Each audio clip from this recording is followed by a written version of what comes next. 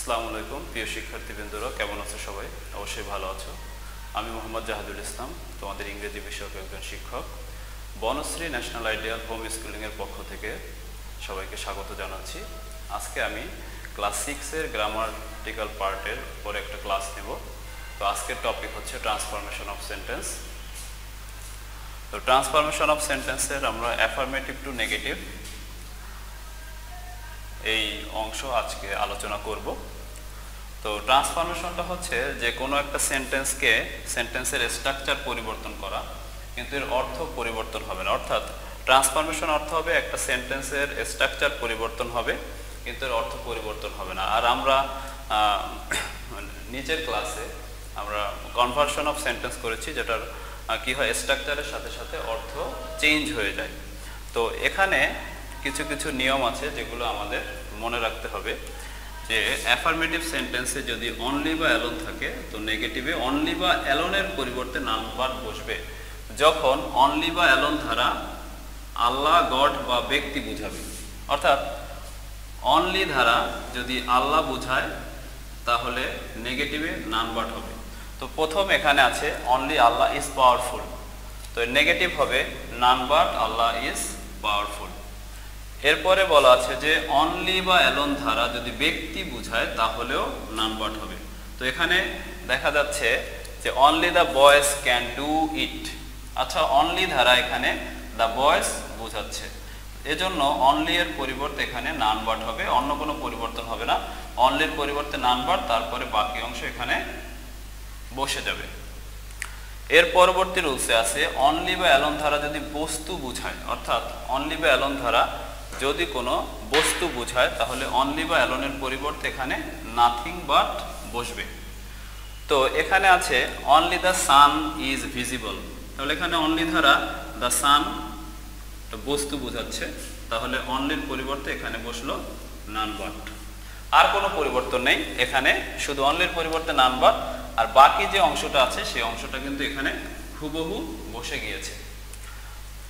তার পরবর্তী আছে অনলি ধারা যদি সংখ্যা বা বয়স বুঝায়, অর্থাৎ অনলি ধারা যদি কোনো সংখ্যা বা বয়স বুঝায়, যেমন এখানে অনলি ধারা বুঝাচ্ছে 8 ধারা এখানে বয়স বুঝাচ্ছে, যেমন হি ইজ অনলি 8, অর্থাৎ তার বয়স মাত্র 8 বছর। তো এর নেগেটিভ হবে he is not more than 8। তো এখানে অনলির পরিবর্তে এখানে বসলো নট মোর দ্যান, অথবা আমরা বসাতে পারতাম নট লেস দ্যান। তাহলে দেখা যাচ্ছে প্রত্যেকটা সেন্টেন্সেই স্ট্রাকচার চেঞ্জ হচ্ছে, কিন্তু অর্থ চেঞ্জ হচ্ছে না। অর্থাৎ এখানে বলা হচ্ছে সে তার বয়স মাত্র 8 বছর, এখানে বলা হচ্ছে সে 8 বছরের বেশি তার বয়স না, তার মানে তার বয়স হচ্ছে 8 বছর। আমি যদি এখানে লিখতাম he is not less than 8, তাহলেও একই অর্থ প্রকাশ করতো। তো আমরা এখানে নট মোর দ্যান ব্যবহার করতে পারবো, নট লেস দ্যানও ব্যবহার করতে পারবো। 2 নম্বরে আছে must, have to, has to, অর্থাৎ অ্যাফার্মেটিভ সেন্টেন্সে যদি মাস্ট থাকে তাহলে ক্যান নট বাট হবে, ক্যান নট হেল্প হবে। যদি হ্যাভ টু থাকে তাহলে ক্যান নট বাট হবে অথবা ক্যান নট হেল্প হবে। যদি হ্যাজ টু থাকে তাহলে ক্যান নট বাট হবে অথবা ক্যান নট হেল্প হবে। এখানে আছে you must respect your elders, তো এটা আমরা করতে পারবো কি, you can not but respect your elders, অথবা you can not help respecting your elders. অর্থাৎ হেল্প ভার্বের পর আমরা জানি সবসময় কি হয়, ভার্বের প্রেজেন্ট ফর্মের সাথে আইএনজি হয়। যেমন যদি হেল্প থাকে এরপর যদি আর একটা ভার্ব আসে তাহলে ভার্বের প্রেজেন্ট ফর্মের সাথে আইএনজি যুক্ত হয়। অর্থাৎ এখানে যদি হ্যাভ টু থাকতো তাহলে এখানে ক্যান নট বাট হতো অথবা ক্যান নট হেল্প হতো। যদি হ্যাজ টু থাকতো তাহলে এখানে ক্যান নট বাট অথবা ক্যান নট হেল্প হতো। তো হেল্প হলে যে নিয়মটা সেটা হচ্ছে এর পরবর্তী যে ভার্বটা আসবে ভার্বের সাথে আইএনজি বসবে। এরপর আছে হ্যাড টু, অর্থাৎ অ্যাফার্মেটিভে যদি হ্যাড টু থাকে তাহলে এখানে হবে কুড নট বাট, অর্থাৎ হ্যাভ টু, হ্যাজ টু এটা হচ্ছে প্রেজেন্ট ফর্ম, তাহলে হ্যাভ হ্যাজের পাস্ট ফর্ম হচ্ছে হ্যাড টু। তাহলে প্রেজেন্ট ফর্মে যদি প্রেজেন্ট ফর্ম হ্যাভ টু বা হ্যাজ টুর পরিবর্তে যদি ক্যান নট বাট হয় তাহলে হ্যাড টুর পরিবর্তে কুড নট বাট হবে। তো এখানে এজন্য এখানে কুড নট বাট হয়েছে। আর কুড নট হেল্প যদি বসায় তাহলে ওই যে ভার্বের প্রেজেন্ট ফর্মের সাথে আইএনজি বসাতে হবে।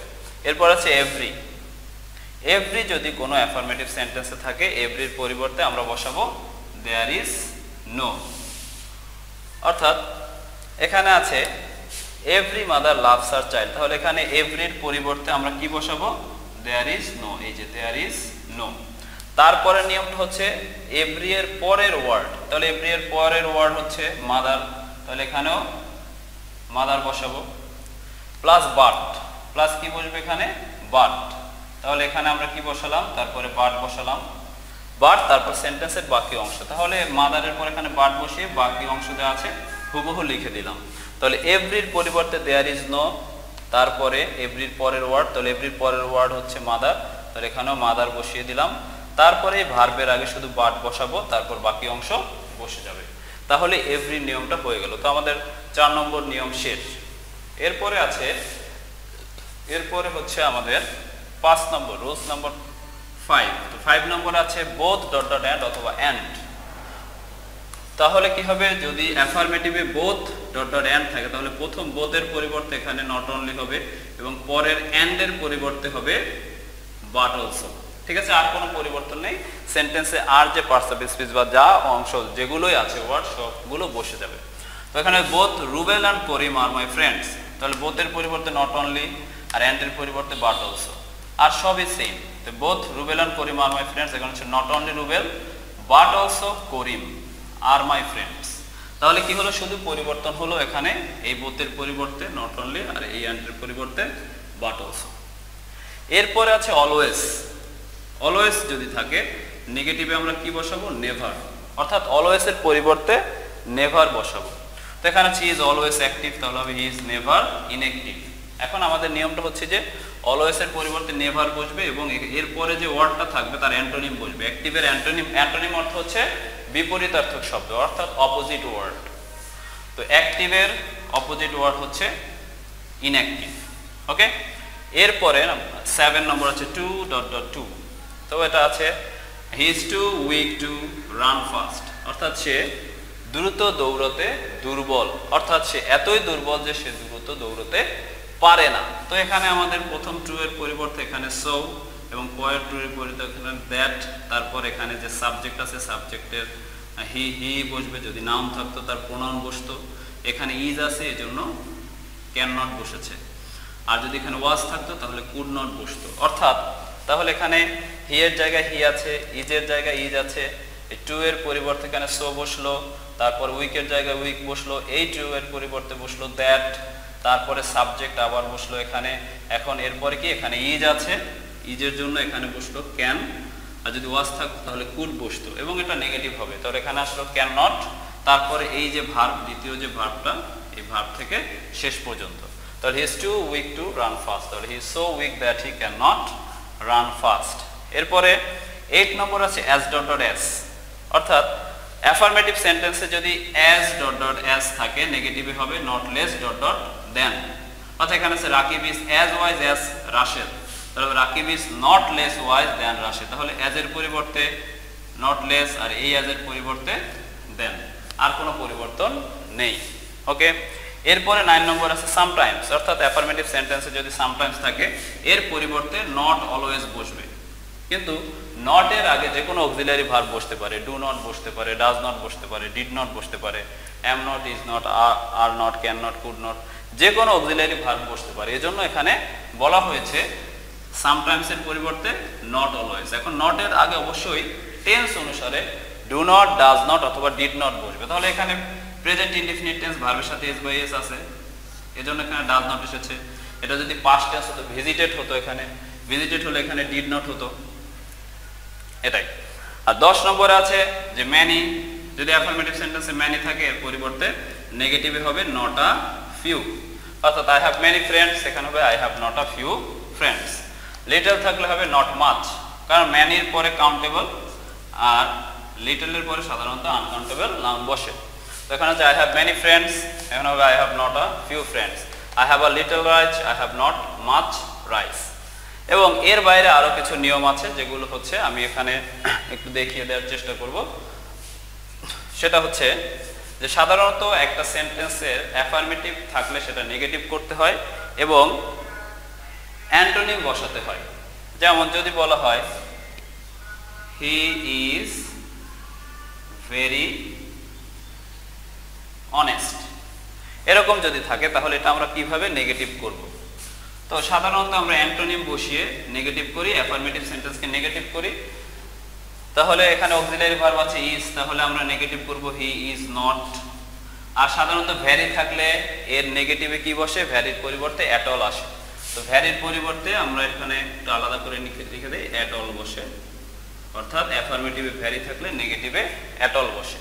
তাহলে হি ইজ নট অনেস্ট হয়ে যাবে ডিসঅনেস্ট, আর ভ্যারির পরিবর্তে অ্যাট অল বসলো। তাহলে ভ্যারি থাকলে অ্যাট অল বসবে। তো এখানে আছে হি ইজ ভেরি অনেস্ট, হয়ে গেল he is not dishonest at all, অর্থাৎ সে হচ্ছে সৎ, তাহলে সে অসৎ না। তার মানে একই কথা। যেমন যদি বলা হয় হি মিসড দ্য বাস, ওকে, সে বাসটা কি করেছিল, মিস করেছিল, অর্থাৎ সে বাসটা পায়নি। তাহলে এটা আমরা নেগেটিভে কি করব, যেহেতু পাস্ট ইনডিফিনিট টেন্স আছে, মেইন ভার্ব আছে, তাহলে অক্সিলারি ভার্ব ডিড আসবে। তাহলে আমরা নেগেটিভ কি করব, he did not get the bus. তো এইভাবে আমরা করব, ঠিক আছে। তো এই নিয়মগুলো আমরা ফলো করব। এছাড়াও আরো কিছু নিয়ম আছে, তো সেগুলো আমরা পরবর্তী ক্লাসে চেষ্টা করব তোমাদের বুঝিয়ে দেওয়ার জন্য। তো আজকের ক্লাস এ পর্যন্তই। ক্লাসে যদি কোনো টপিক বুঝতে সমস্যা হয় তাহলে আমার এখানে সেল নম্বর দেওয়া আছে এবং এফবি আইডি নাম এখানে দেওয়া আছে, তো কন্ট্যাক্ট করলে আমি চেষ্টা করব বুঝিয়ে দেওয়ার জন্য। তো আজকের ক্লাসে পর্যন্ত, সবাই ভালো থাকবে, সুস্থ থাকবে।